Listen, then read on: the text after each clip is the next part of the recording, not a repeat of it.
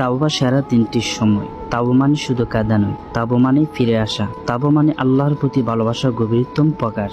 এই তাওবা যত দ্রুত হবে ততই উত্তম। তবেও কিছু সময় আছে যখন তাওবা আরো বেশি কার্যকারী হয়, যেমন হৃদয় যখন নরম থাকে, বিশেষ করে ইবাদতের পর হৃদয় কোমল থাকে, আত্মা থাকে পরিষ্কার নির্মল। কিন্তু শয়তান ওৎ পেতে থাকে আর বলে, তুমি তো অনেক ভালো হয়ে গেছো।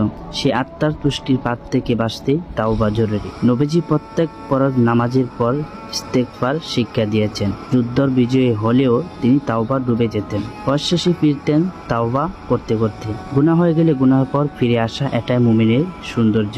আল্লাহ বলেছেন, সীমা লঙ্ঘন করার পর কেউ তাওবা করলে এবং নিজেকে সংশোধন করলে নিশ্চয়ই আল্লাহ তার তাওবা কবুল করবেন। বেশি কিছু না, 2 রাকাত নামাজ, একটুখানি কান্না, একটু নরম মন নিয়ে ফিরে আসুন।